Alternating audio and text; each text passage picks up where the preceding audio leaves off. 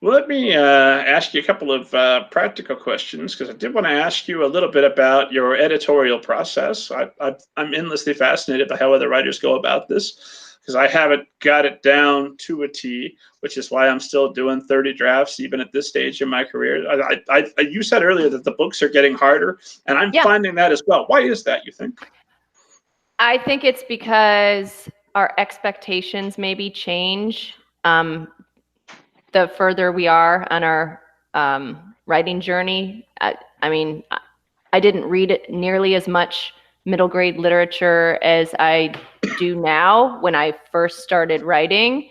And it is becoming harder and harder to, I feel like I have to relearn how to write a story every time. I don't know why. It's very frustrating. I feel like, why am I not getting better at this? And I think we are getting better at certain elements. It's just we have different expectations that maybe we didn't have before. Like I wasn't so focused in on, oh my gosh, this pacing stinks, because I wasn't really thinking about pacing or I don't know. I don't know. What do you think? Oh, well, in my case, I think it's because I'm actively pursuing more difficult projects and to do something further from what I did before. That's, yeah, that's it. Yeah, I've pushed myself a bit too far with this current one. It's taking a bit longer, but I'm gonna figure it out. I am. It's a big quest, and yeah. Um, in terms of editing, my process is I write a first draft. I'm one of those people who I have to get my first pages down before I can keep going, or it's gonna bother me. I have to find that voice and that rhythm, and I will rewrite those first pages over and over. And sometimes, like the first page stays the same the first time I read it because it feels right. But I write.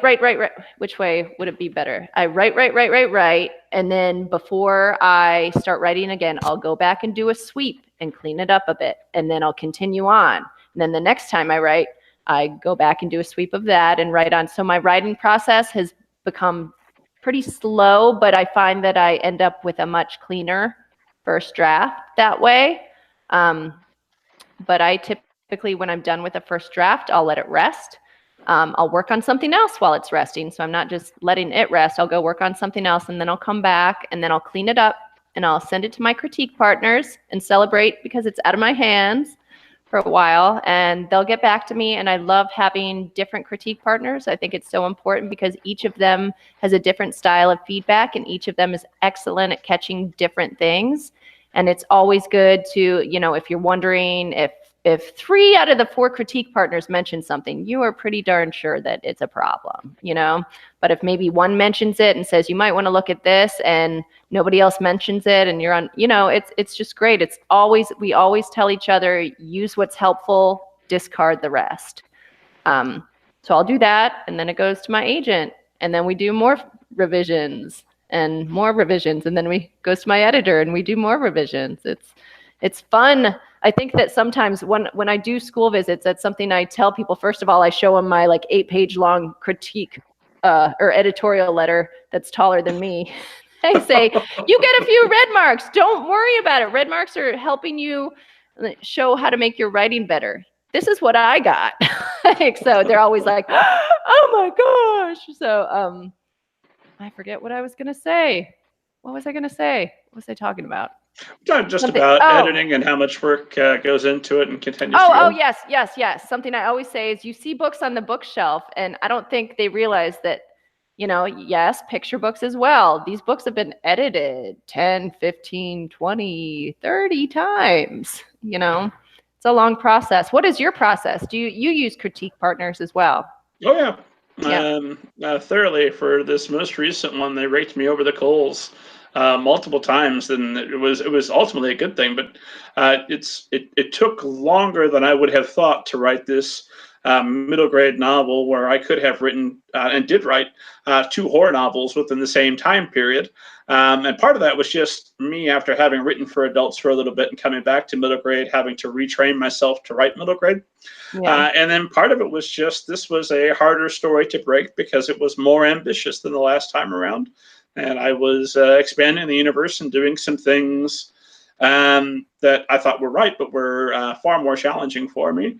And so I find that I wouldn't trust publishing a novel that I didn't hate before the end. And I usually reach that stage of, okay, this is draft 30. I hate you. Why aren't you done? And then we'll break through, and then it's, oh, okay, now I can love you again. And my favorite novel is the one that's done. Oh, God bless you, done novel. Yes. Isn't it comforting to know that, though? Because when you've been through it 3 or 4 times, when you're in that, this is the worst thing in the world. Why would anyone ever want to read this? This would like make them, I don't know. It would be horrible for them to read. When you're at that stage, you know you've been there, though. In the back of your mind, you can calm down and be like, okay, breathe through it, like let it set and fall back in love with the character and come back to it. So you know, like I remember the first time I was at that stage. It was with Nooks and Crannies, and I was just like, this can't be saved. This is terrible. I'm glad I kept writing, though. And do you go back and maybe this isn't something authors should admit out loud, but I'll admit it. I go back and I read my books. Do you go back and read your earlier books? No. I maybe read snippets here and there. I don't. Part of me, like, you know, there's usually, once something's in the world, there's always going to be maybe a little something that you might want to change. I know with there wasn't, because I heard that podcast yesterday, but I don't know. I feel like it's kind of like, you know how you see, or you've heard of movie stars who can't sit through their own movies because they get the wiggles. Oh, sure. Because they don't want to see themselves. I don't know. I haven't gone back through and read one all the way through. I might at some point. I just feel like I don't know if it's just a trait of egomaniacs. I wouldn't encourage it. No, it's good. And you know, I've done that before, just to be like, because I knew that maybe there are a couple passages where I felt like I connected with a character, and if I'm struggling with a current book, I'll be like, wait, how did I go back and do that? But most of the time I'm looking at other books and saying, wait, how did they do that? How did they do that? But yeah, I haven't gotten to that point yet, but I should. It'd be good for me. It'd be good for self-reflection, but I don't have time for that right now. Fair enough. You're getting it done. Keep doing what you're doing.